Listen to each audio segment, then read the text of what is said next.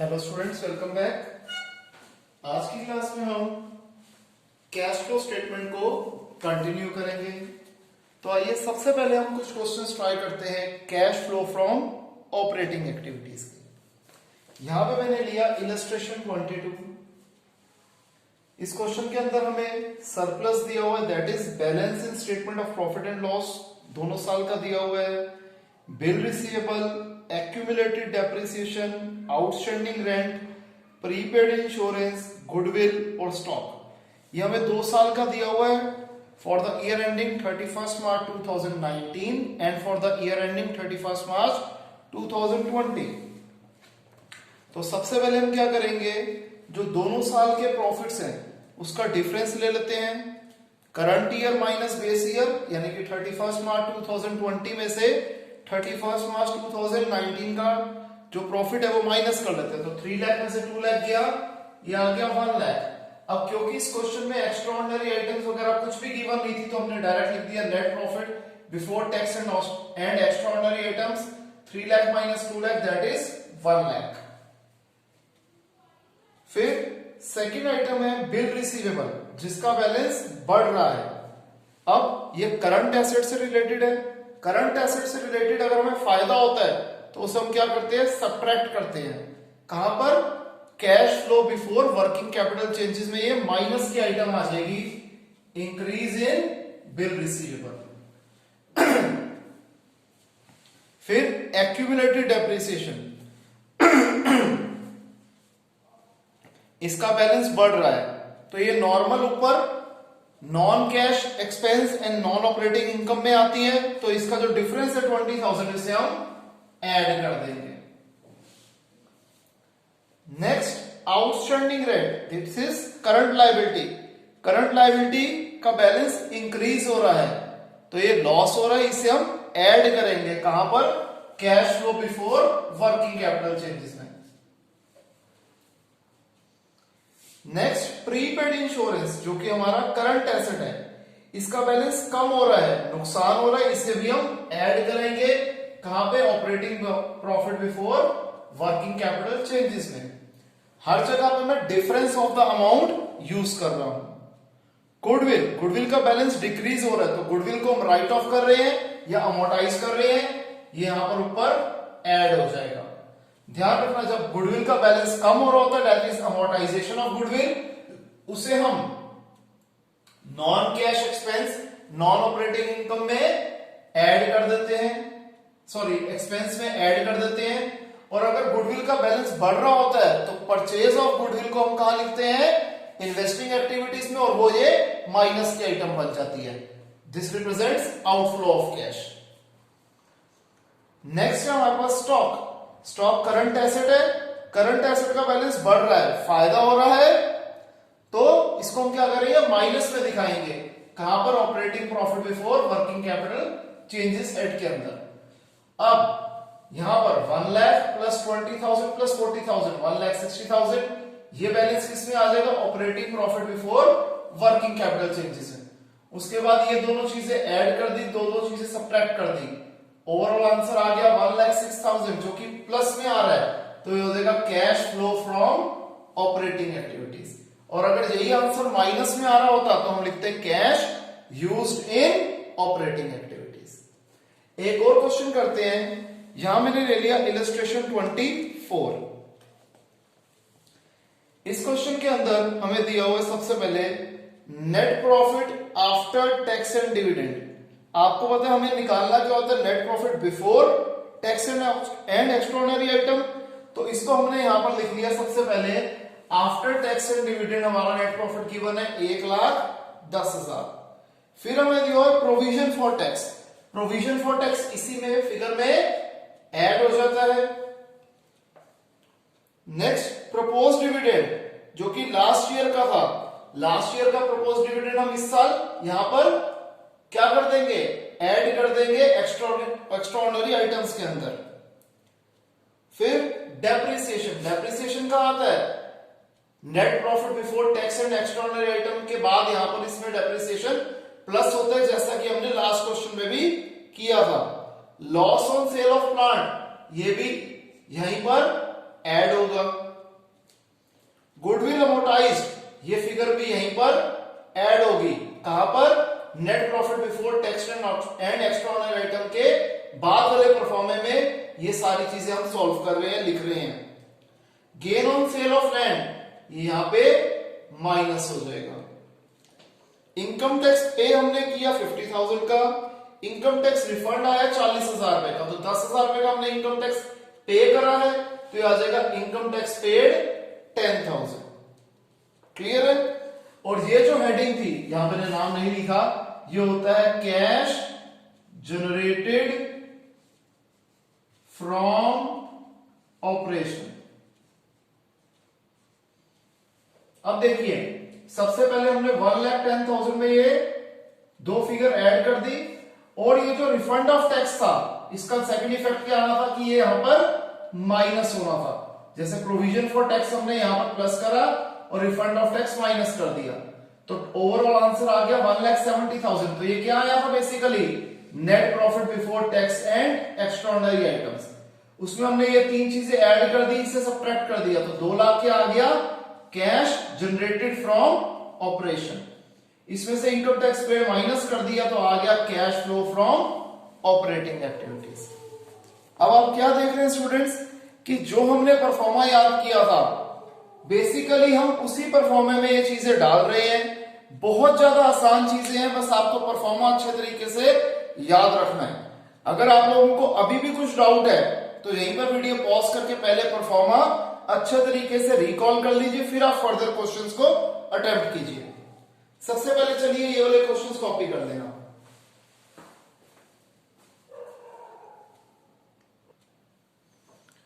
तो आइए हम लोग एक क्वेश्चन और कर देते हैं। मैं सारी वैरायटी, सारी कैटेगरीज जो है क्वेश्चंस की वो आपसे डिस्कस कर रहा हूं। स्टिल कुछ इलस्ट्रेशंस, कुछ अनसॉल्व्ड हम बीच में स्किप कर रहे हैं, वो आपकी प्रैक्टिस के लिए। और वो क्वेश्चन करते हुए अगर आप लोगों को डाउट आते तो आप लाइव क्लास में उसे पूछ लीजिएगा। यहां पे हमने लिया इलस्ट्रेशन नंबर 29। सबसे पहले हमें यहां दे रखा है statement of profit and loss of Yamuna limited, और उसके बाद एडिशनल इंफॉर्मेशन दे रखा है। तो सबसे पहले प्रॉफिट बिफोर टैक्स हमें गिवन है 1,50,000, ये हमने लिख लिया। अब जो statement of profit and loss है उसमें से कोई भी चीज हमारी इसमें यहां पर आने वाली नहीं है, तो सीधा एडजस्टमेंट्स पे आ जाते हैं, एडिशनल इंफॉर्मेशन पे आ जाते हैं। Trade receivable decrease by 30,000। अब trade receivable current asset decrease हो गए तो क्या हो गया? नुकसान हो गया, इसे हम ऐड करेंगे, डिक्रीज इन ट्रेड रिसीवेबल्स। फिर इसके बाद प्रीपेड एक्सपेंस जो है वो बढ़ गए। अब प्रीपेड एक्सपेंस करंट एसेट है, ये बढ़ गए, फायदा हो गया, इसे हम माइनस में लिख देंगे। और ये आइटम्स कहां पर हम लिखेंगे? Operating profit before working capital changes की हेड के नीचे। ट्रेड पेबल्स बढ़ गए, करंट लायबिलिटी बढ़ गई, नुकसान हो गया, ऐड कर दो, increase in trade payables. Outstanding expenses बढ़ गए, अगेन वही आउटस्टैंडिंग एक्सपेंस क्या हो गई? करंट लायबिलिटी हो गई, करंट लायबिलिटी बढ़ रही है, नुकसान हो गया, इसे भी ऐड कर दो। कहां पर? Operating profit before working capital changes में, क्योंकि आपको पता है operating profit before working capital changes head के अंदर हम करंट एसेट और करंट लायबिलिटी से रिलेटेड चीजें लिखते हैं। हमारे जो भी प्रॉफिट्स होते हैं, फायदे होते हैं, उसे माइनस कर देते हैं related to current asset and current liability, और करंट एसेट और करंट लायबिलिटी से रिलेटेड जितने नुकसान होते हैं, लॉसेस होते हैं, उसे हम ऐड कर देते हैं। फिर इसके बाद क्या रहा है? अदर एक्सपेंसेस के अंदर 25,000 रुपए डेप्रिसिएशन है। डेप्रिसिएशन हम यहां पर ऊपर ऐड करते हैं profit, operating profit before working capital changes से पहले, और इसको अगर दूसरे तरीके से समझो तो हम net profit before tax and extraordinary item में ऐड कर देंगे। तो इन दोनों को ऐड करा, 1,75,000 आ गया हमारा operating profit before working capital changes. इसमें ये तीन चीजें ऐड हो गई, एक चीज सब्ट्रैक्ट हो गई, 2,18,000 हमारा आंसर आ गया, प्लस में आया तो ये आ जाएगा cash flow from operating activities. इसके बाद जो सेकंड हमारे पास आ जाता है वो आ जाता है cash flow from investing activities. जैसा आपको पहले भी डिस्कस किया था, यहां पर हम फिक्स्ड एसेट से रिलेटेड सारी डिस्कशन करते हैं। तो सबसे पहले फिक्स्ड एसेट अकाउंट कैसे बनता है? अगर हमें सिर्फ और सिर्फ फिक्स्ड एसेट के बैलेंस गिवन हो और डेप्रिसिएशन के बैलेंसेस गिवन ना हो, तो ये बन जाता है fixed asset account at written down value method. इसकी डेबिट साइड पे क्या आएगा? Opening balance. सेकंड आइटम आती है to P&L, gain on sale of fixed asset. Third item to bank account, purchase of that particular fixed asset. Credit side पे क्या क्या आ जाएगा? By bank account, sale of fixed asset. इसका उल्टा, यहां पर गेन था तो गेन का उल्टा क्रेडिट साइड पे लॉस आ जाएगा। एक एक्स्ट्रा चीज आ जाएगी डेप्रिसिएशन, और चौथी by balance, carrying on that is closing balance of that particular fixed asset account. और अगर किसी क्वेश्चन में हमें फिक्स्ड एसेट के साथ साथ एक्यूमुलेटेड डेप्रिसिएशन अकाउंट, या फिर इसका दूसरा नाम होता है प्रोविजन फॉर डेप्रिसिएशन अकाउंट, उसके भी बैलेंसेस गिवन होंगे, तब हम उस केस में फिक्स्ड एसेट अकाउंट और एक्यूमुलेटेड डेप्रिसिएशन अकाउंट दोनों अकाउंट बनाएंगे। अब आप फर्क देखोगे क्या है, इस अकाउंट और इस अकाउंट में कोई फर्क नहीं है। डेबिट साइड पे सेम तीनों आइटम है, क्रेडिट साइड पे वही चारों आइटम है, लेकिन नाम चेंज हो गया। वहां पर आया था डेप्रिसिएशन अकाउंट, यहां पर आ जाएगा एक्यूमुलेटेड डेप्रिसिएशन अकाउंट, और ये फिगर सेम होगी यहां से जो हम लेंगे। और जो एक्यूमुलेटेड डेप्रिसिएशन है, क्योंकि ये लायबिलिटी है, इसका क्रेडिट बैलेंस होता है, यानी कि ओपनिंग बैलेंस क्रेडिट साइड पे आता है और इसका क्लोजिंग बैलेंस डेबिट साइड पे आता है। और क्रेडिट साइड पे क्या आता है? बाय डेप्रिसिएशन अकाउंट, जो टोटल डेप्रिसिएशन होगा उस पर्टिकुलर एसेट पे पूरे साल का, वो यहां पर आएगा। और जो हमने टू फिक्स्ड एसेट अकाउंट लिखा है, यहां पर depreciation on sold part only, सिर्फ जो हिस्सा हमने बेचा है मशीन का, उसके ऊपर जो डेप्रिसिएशन था वो यहां पे आया। और अगर यहां पर हमें दिया होगा तो हम यहां पर ट्रांसफर कर देंगे। ठीक है जी, तो ये बात ध्यान रखिएगा। इसे कॉपी कर लेते हैं, फिर हम आगे और प्रैक्टिस कंटिन्यू करते हैं।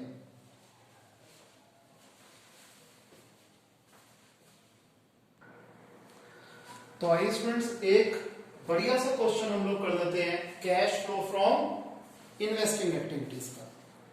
यहां पे मैंने लिया इलस्ट्रेशन 36। हमें मशीनरी अकाउंट के बैलेंसेस गिवन है, एक्यूमुलेटेड डेप्रिसिएशन अकाउंट के बैलेंसेस गिवन है, पेटेंट्स अकाउंट के बैलेंसेस गिवन है, और इन तीनों से ही रिलेटेड एडजस्टमेंट्स है। तो हम ये तीनों अकाउंट बनाएंगे। सबसे पहले मशीनरी का ओपनिंग बैलेंस है 4 लाख, क्लोजिंग बैलेंस है 4,20,000। एक्यूमुलेटेड डेप्रिसिएशन का ओपनिंग बैलेंस है 1 लाख, क्लोजिंग बैलेंस है 1,10,000। पेटेंट्स एसेट है तो ओपनिंग बैलेंस हम डेबिट साइड पे लिखेंगे, क्लोजिंग बैलेंस हम क्रेडिट साइड पे लिखेंगे। इसके बाद एडिशनल इंफॉर्मेशन पे आ जाइए। ड्यूरिंग द ईयर, यानी कि साल के दौरान, हमने मशीनरी जिसकी कॉस्ट थी 40,000, इसके ऊपर एक्यूमुलेटेड डेप्रिसिएशन लगा हुआ था 24,000 रुपए का, इसे बेचा हमने 20,000 रुपए का। तो सबसे पहले हम यहां पर एक छोटा सा और कर देते हैं, कैलकुलेशन ऑफ प्रॉफिट और loss on sale of machinery. क्या कह रहे हैं जी? मशीनरी की कॉस्ट कितनी थी? 40,000 रुपीज थी। इसके ऊपर एक्यूमुलेटेड डेप्रिसिएशन लग रहा है 24,000। तो जिस दिन हम ये मशीनरी बेच रहे थे उस दिन इसकी बुक वैल्यू क्या आ गई? 16,000, और इसे हमने बेचा कितने का? 20,000 रुपए का। ठीक है जी, जब 16,000 वाली चीज 20,000 रुपए की बेची तो 4,000 रुपए का हमें हो गया प्रॉफिट। अब देखिए हम कैसे लिखेंगे।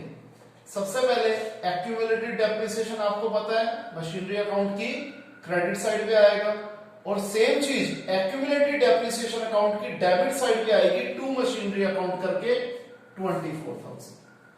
फिर हमने 20,000 रुपए की मशीनरी बेची, टू बैंक अकाउंट सेल, चाहे तो आप इसे पूरा भी लिख सकते हो, by bank account sale of machinery 20,000। 4,000 रुपए प्रॉफिट में बेची तो to P&L, gain on sale of machinery. Clear? अब क्रेडिट साइड का टोटल बड़ा है, हमने दोनों तरफ लिख दिया, बैलेंसिंग फिगर डेबिट साइड पे आ गई, जो कि क्या होगी? टू बैंक अकाउंट परचेसेस, यानी कि परचेज ऑफ मशीनरी। अब हम आ जाते हैं एक्यूमुलेटेड डेप्रिसिएशन अकाउंट पे। इसमें डेबिट साइड का टोटल पड़ा हमने दोनों तरफ लिख दिया, तो बैलेंसिंग फिगर आ गई क्रेडिट साइड पे बाय डेप्रिसिएशन अकाउंट। और ये फिगर बेसिकली कहां जाती है, net profit before extraordinary item में। हम वहां पर जहां पर नॉन कैश एक्सपेंसेस और नॉन ऑपरेटिंग एक्सपेंसेस ऐड करते हैं, सेम यही डेप्रिसिएशन वहां पर जाके ऐड हो जाती है। सेकंड एडिशनल इंफॉर्मेशन, पेटेंट्स को राइट ऑफ कर दो 40,000 का, तो by P&L depreciation on patents. अब क्योंकि ये एक इंटेंजिबल एसेट है इसलिए डेप्रिसिएशन की जगह अमोर्टाइजेशन वर्ड यूज किया गया, मतलब सेम होता है। और कुछ पेटेंट्स को 20,000 पे प्रॉफिट पे बेचा गया, तो to P&L gain on sale of patents है 20,000।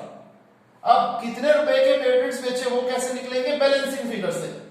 3 लाख डेबिट साइड का टोटल बढ़ा है, दोनों तरफ लिख दिया, 3 लाख में से 2 लाख गए, 1 लाख हो गया सेल ऑफ पेटेंट्स। अब इन्वेस्टिंग एक्टिविटीज में क्या आएगा, सेल ऑफ मशीनरी 20,000 पैसा आया प्लस की आइटम, सेल ऑफ पेटेंट्स पैसा आया प्लस की आइटम, और हमने मशीनरी परचेज करी 60,000 की, पैसा गया माइनस की आइटम, प्लस प्लस को इकट्ठे प्लस कर दिया, 20,000 प्लस 1 लाख 1,20,000, इसमें से 60,000 सब्ट्रैक्ट कर दिया तो 60,000 प्लस में आ गया आंसर, ये हो गया cash flow from investing activities. Clear है स्टूडेंट्स, इसे कॉपी करें।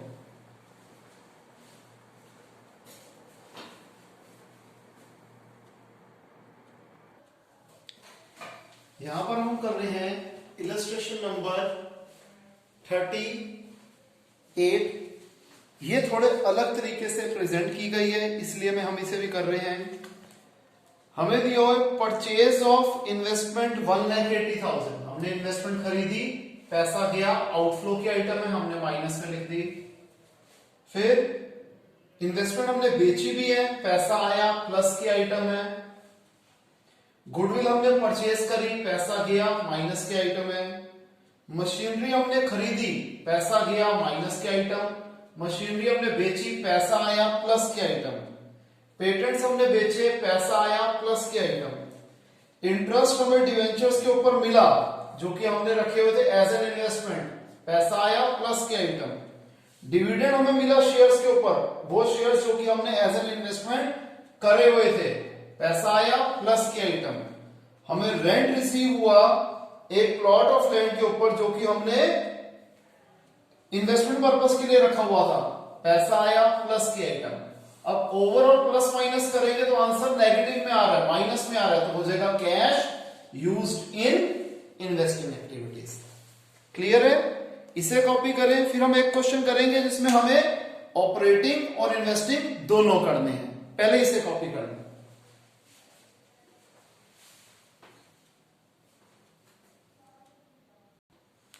तो आइए स्टूडेंट्स, आज की क्लास का हम लास्ट क्वेश्चन करते हैं। यहां पर हम कर रहे हैं इलस्ट्रेशन 41।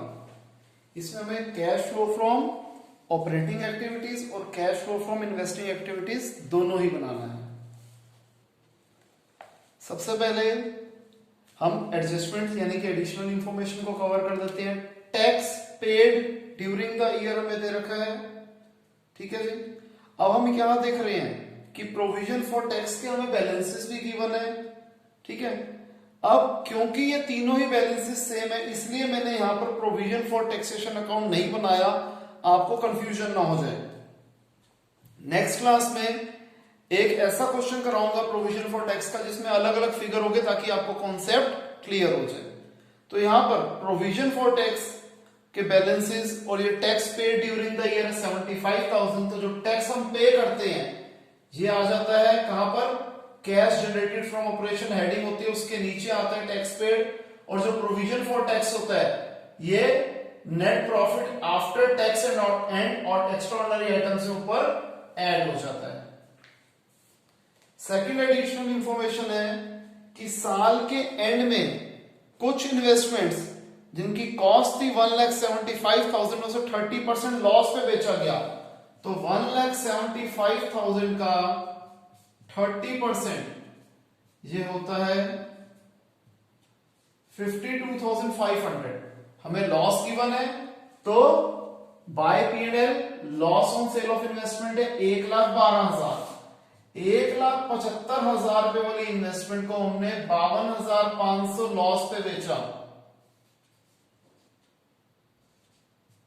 तो इसको हमने कितना का बेचा? 1,22,500 पे बेचा। तो बाय बैंक अकाउंट सेल हो गया 1,22,500। अब ये जो इन्वेस्टमेंट थी इसकी ओपनिंग बैलेंस थे कितना जी? 2.5 लाख और क्लोजिंग बैलेंस था 2 लाख। तो हमारी बैलेंसिंग फिगर आ गई डेबिट साइड पे, जो कि हो जाएगा टू बैंक अकाउंट परचेसेस। अब इस अकाउंट से हम क्या क्या लेके जाएंगे?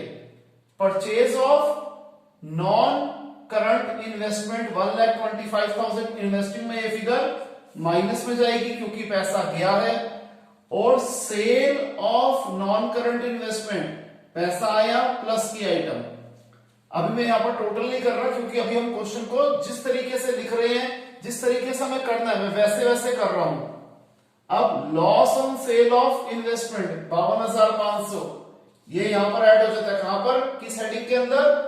Net profit before tax and extraordinary item के नीचे ये ऐड हो जाएगा।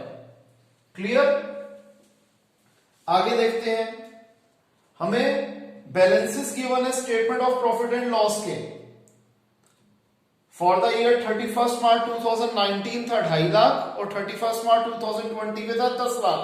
डिफरेंस आ गया 10 लाख में से 2.5 लाख गया 7.5 लाख, जो कि हमारा क्या है? Net profit after tax and extraordinary item.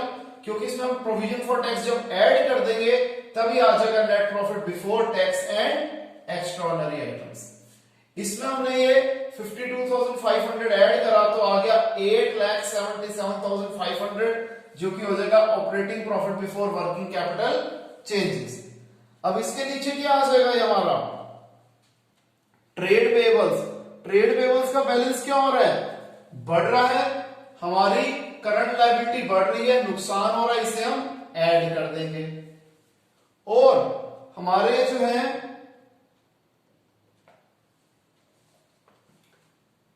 Current assets, जिसके अंदर इन्वेंट्रीज और ट्रेड रिसीवेबल का सम इन्होंने बोल दिया है, इसका बैलेंस बढ़ रहा है। इसका बैलेंस बढ़ रहा है, फायदा हो रहा है, तो इसमें हम क्या करेंगे? माइनस। इसका नेट इफेक्ट आ गया 10,02,500, जो कि हो जाएगा कैश जनरेटेड फ्रॉम ऑपरेशन। इसमें से टैक्स पेड माइनस कर देंगे तो आ जाएगा cash flow from operating activities. और इन्वेस्टिंग के अंदर सिर्फ 2 आइटम्स थी, ओवरऑल आंसर माइनस में आ रहा है, तो हो जाएगा cash used in investing activities. ठीक है स्टूडेंट्स, आई होप आपको समझ में आया होगा। अगर किसी भी स्टूडेंट को कोई भी डाउट है यहां तक, तो उसे हम नेक्स्ट क्लास में यानी कि लाइव क्लास में उसे कवर करेंगे। और नेक्स्ट क्लास में हम लोग cash flow from financing activities और सीएफएस के full fledge question without adjustment attempt करेंगे। तो स्टूडेंट्स बाय, टेक केयर।